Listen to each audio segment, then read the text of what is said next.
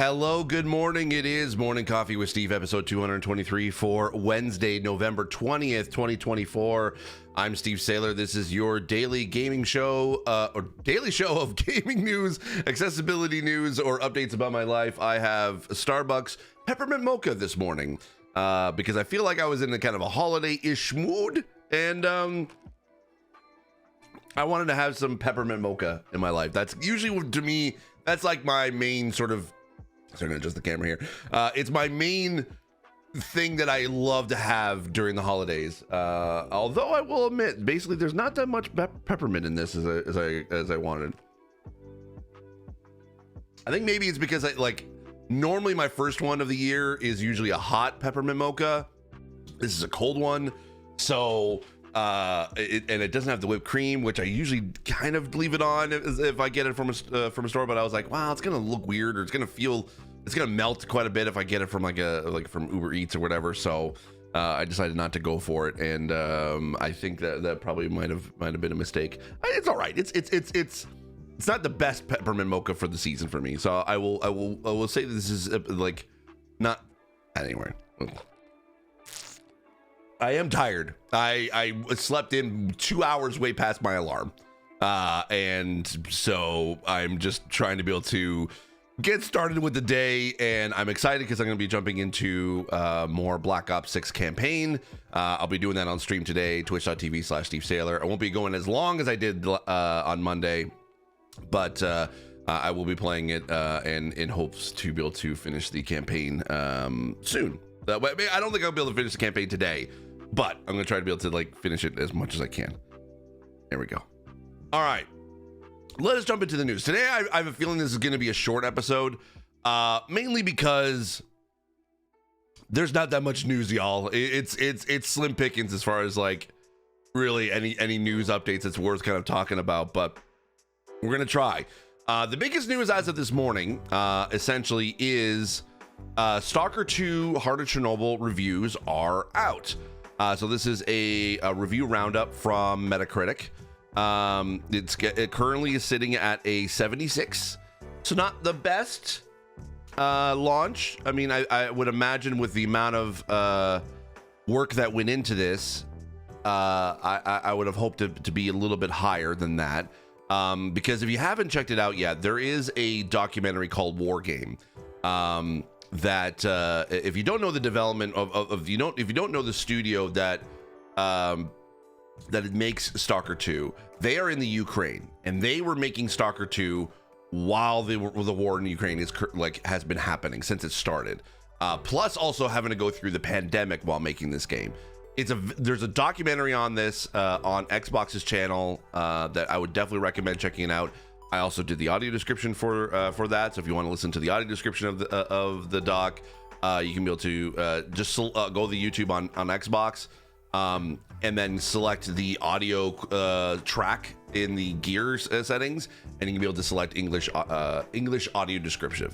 Audio description, I think it's what it's called. I can't remember. Anyway, look for audio description, and you can be able to check it out. But I am sad to see that it basically is getting a 76, which is still good, but I had for just based off what they had to go through, I would have loved to see that at least in the 80s for sure. But let's see what we got here. This is mostly coming from Xbox Series X reviews. Well, actually no, it looks like it's basically split between PC and Xbox. PC is getting 76, Xbox is getting an 82.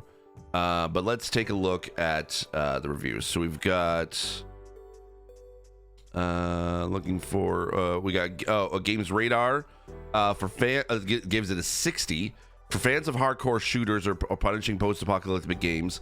Stalker 2 Heart of Chernobyl is truly incomparable. Unfortunately, due to a litany of bugs, it's the greatest game you shouldn't play right now. Give it some time and this will be one of the best survival experiences you'll ever play. But until then, only the series' biggest fans should take the plunge. VGC gives it a 40. Stalker 2 could be a great game in a few years, but what's presented at launch is some technical mess that doesn't captivate on its best ideas. Compelling side stories and a brilliant setting do a lot of the heavy lifting, but at least Stalker 2 isn't an adventure we'd fully recommend entertain or embarking on. Let's take a look at more reviews here. I may have to switch because this is for the PC version, but I think there was a few other, I think GameSpot and IGN also have reviews for it. So GameRank gives it a 90. Overall, Stalker 2 Heart of Chernobyl is truly something special. It's not perfect, but it manages to succeed in some major areas that many other games fall short. Its open world is one of the best I've been in for quite some time, but its morally great choice-driven narrative is also something worth writing home about with the immense amount of player power it offers. Stalker 2's combat is challenging and exciting, and there is almost never a dull moment as players explore the zone, so long as players can look past some of its blemishes that are arguably overshadowed by its best features. They'll find a memorable and worthwhile experience in Stalker 2 Heart of Chernobyl. Let's see what else we got here. PC Gamer gives it an 83. Just like in the old days, performance issues and bugs don't stop Stalker's mad, wonderful world from shining through. Let's see what else. GameSpot, here we go. They give it an 80. Criticizing Stalker 2's technical issues is tough, simply because it's astounding that GSC managed to launch the game in the first place. Admittedly, this made it easier for me to overlook some of its irritating quirks, particularly when they weren't egregiously crashing the game. Yet, even this might not be might have been the case if also weren't an engrossing game. Stalker 2 is notably flawed in a few areas. Yet these shortcomings tend to dissipate when a compelling non-linear quest goes awry thanks to an unforeseen element forcing you into a frantic shootout. This unpredictability and the way its various systems interact to create anomalous stories sets Stalker 2 apart. Throw in a beguiling world and the fascinating mysteries hidden within, and it's difficult not to fall under its enticing spell. Actually, you know what? I'm gonna see here. I'm gonna see here who actually. Sorry. Who actually? Where's my? There you go. That's what I was looking for. Who at GameSpot wrote that? Because I feel like that also kind of gives context. Richard Wakeling. I don't know Richard and his work. What other reviews has he done? So I always feel like the GameSpot is very verbose in a good way. I'm trying to think of like what's a better word for it. So okay, so he's done Stalker 2, The Rise of the Golden Idol review, EA Sports FC25 review, Squirrel with a Gun review, 40 Camera for Space Marine 2, Black with Wukong, First Descendant, Flintlock, X Defiant, Animal Well. Okay, so pretty much I'm looking at a lot of the games here. They all have an average of about 7 and 8. There's a few outliers where it's a bit lower than that. Like one of them, the First Descendant review is a 3. Squirrel with a Gun is a 4. As those are kind of like the main outliers that I'm seeing in his reviews. Skull and Bones is also a 4. Okay, so he kind of gives an average of about a 7 or 8 for his reviews, which is pretty good. So okay, all right. So I like the way he described that he described all this. This was great. Let's see. Where is CG Magazine? Got to give the Canadian love. 60%. So this gives it 60. Stalker 2 Heart of Chernobyl is incredibly promising, but needs more time to cook. Already went through VGC, so I think let's jump to Xbox Series X reviews.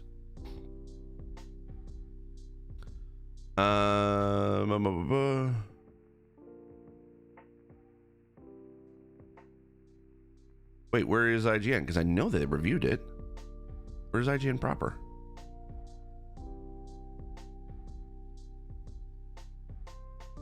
May not have been added yet. So let us go to IGN. Heart of Chernobyl review it's review in progress, so that's probably why they don't have a score listed in there. So we're just waiting for this to load on the website. But anyway, so it seems as if basically kind of like reviews are very mixed, which is kind of giving the 76 review. I did play this at Summer Game Fest, and it essentially it was okay. It wasn't bad. I think that it was hard for me to be able to play because it was very dark. And it's not to say that necessarily. Okay, so they basically kind of.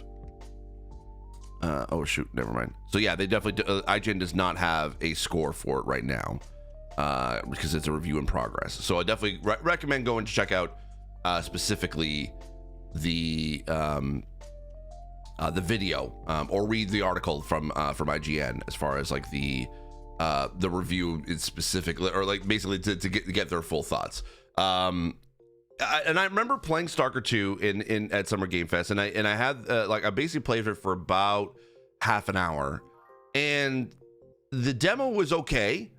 I felt that it was very hard to be able to see because it was very dark.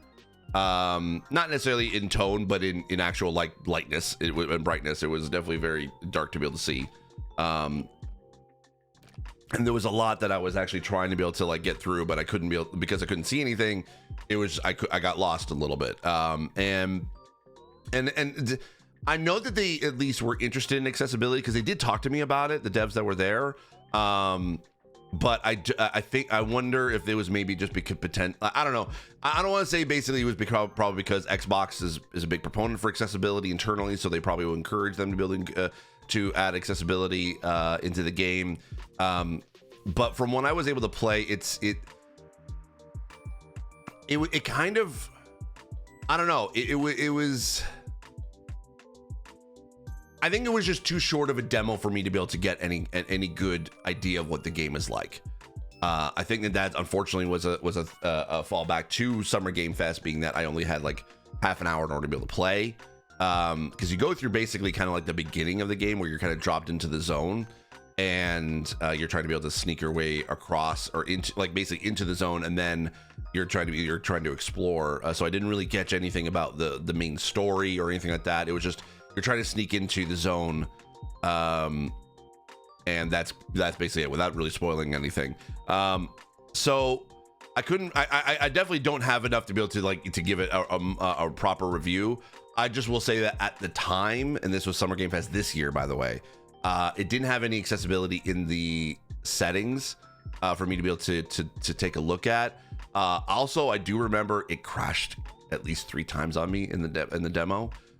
So definitely the technical aspects, I think of the technical bugs that have been kind of happening. That kind of seems like it potentially seems like that maybe Stalker 2 was rushed. Not necessarily the best way to be able to kind of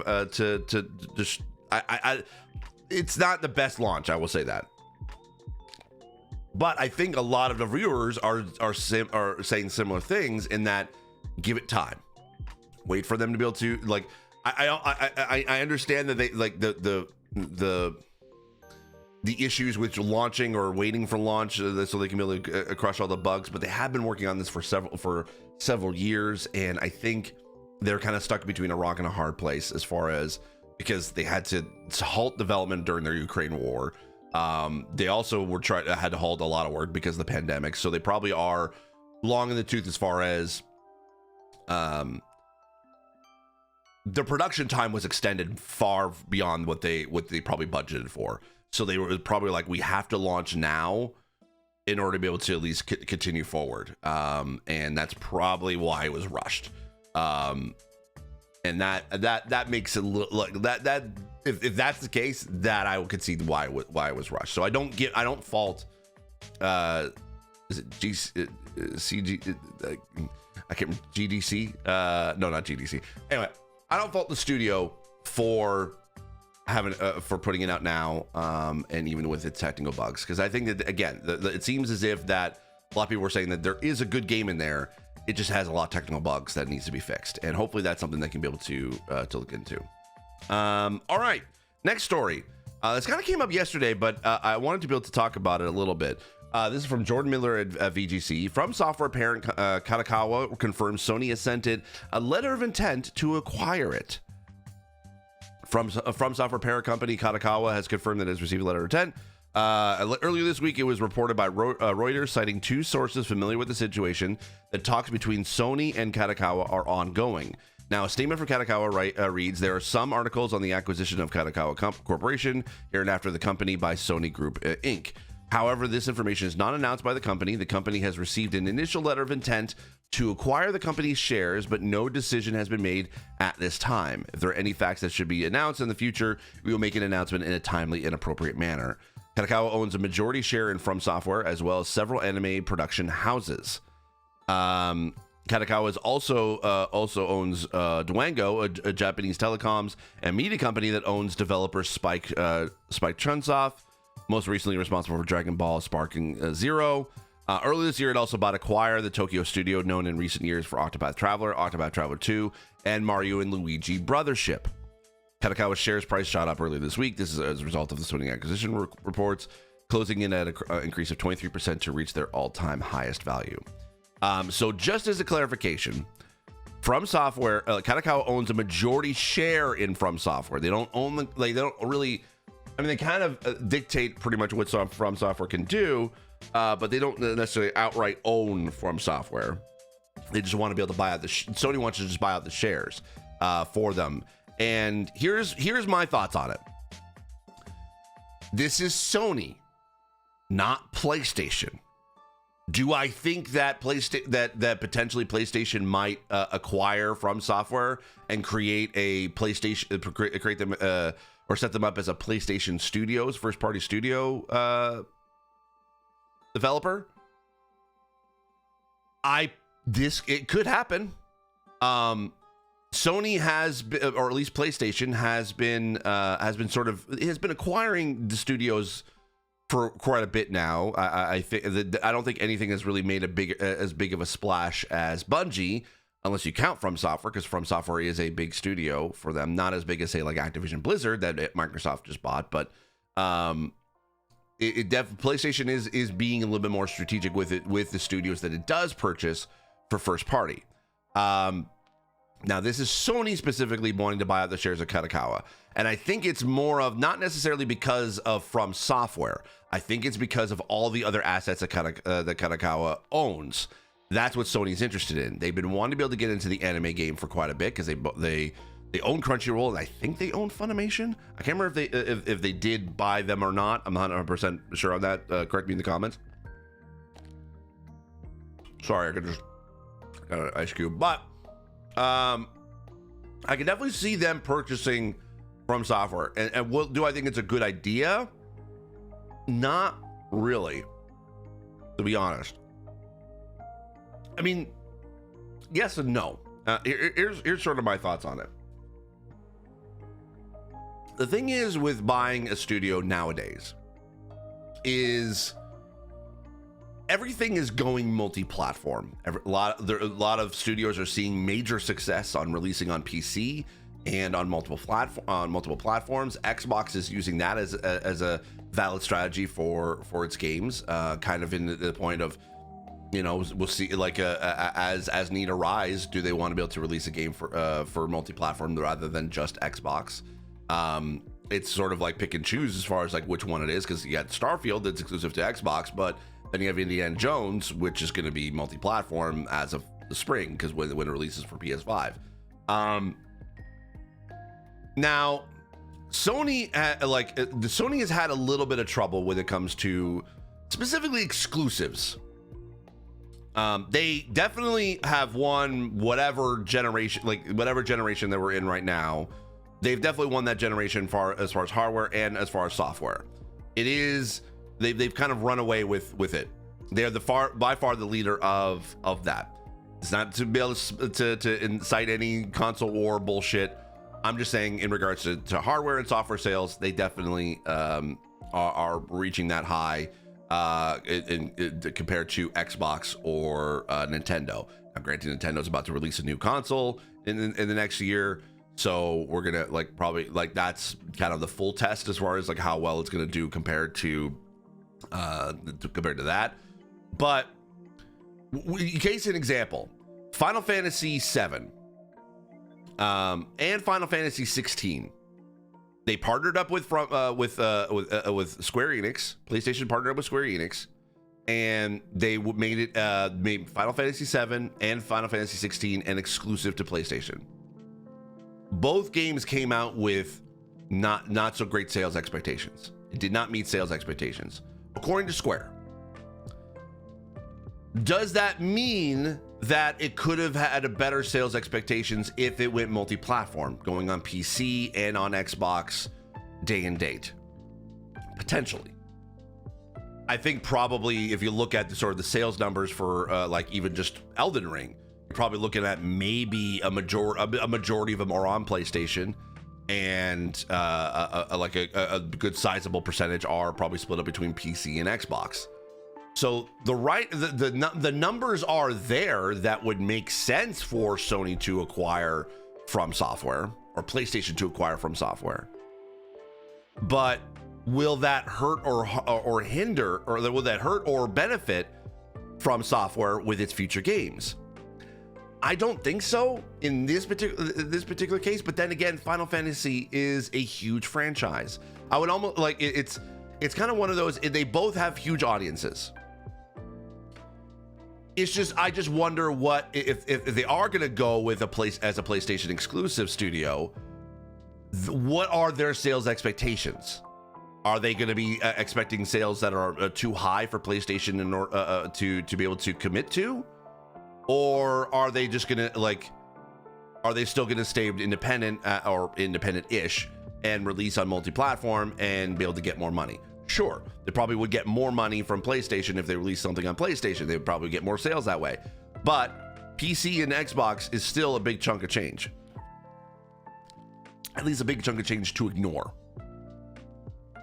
So there is a benefit from not going with the sale, but there's also a benefit of going with the sale, because then you have a beloved studio working with PlayStation.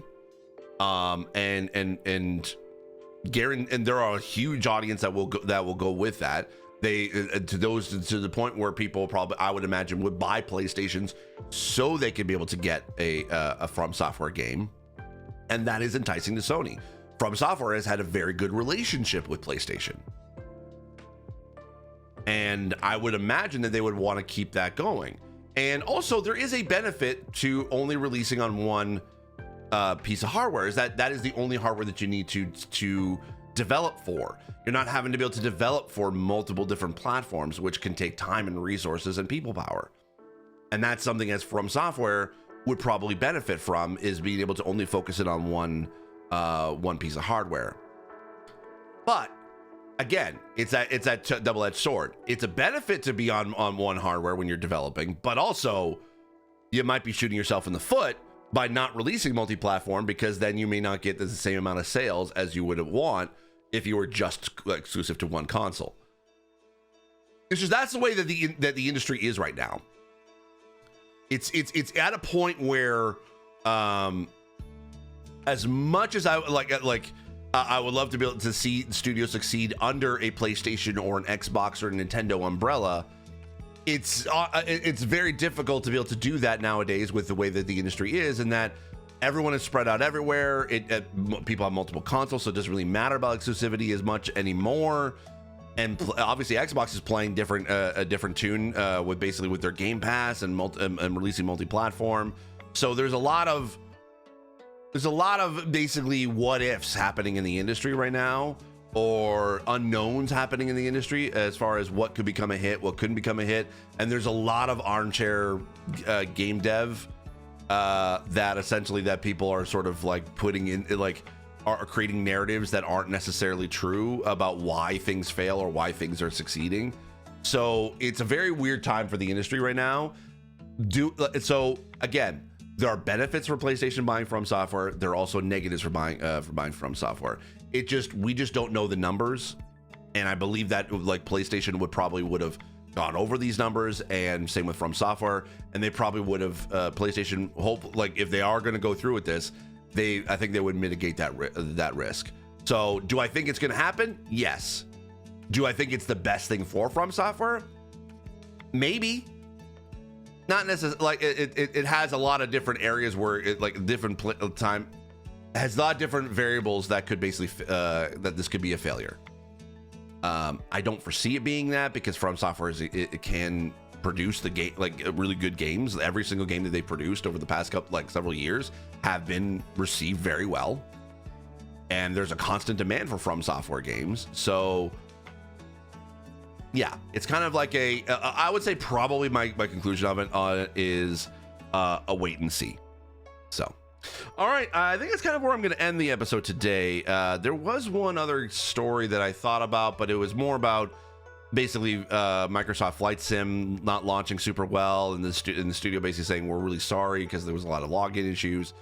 But that's kind of like a nonsense, like and really, again, it's like it's a slow news day, so it's kind of hard to be able to find a news story that's worth talking about, because it's like, oh, okay, all right, oh well, launch issues. That's not really anything new.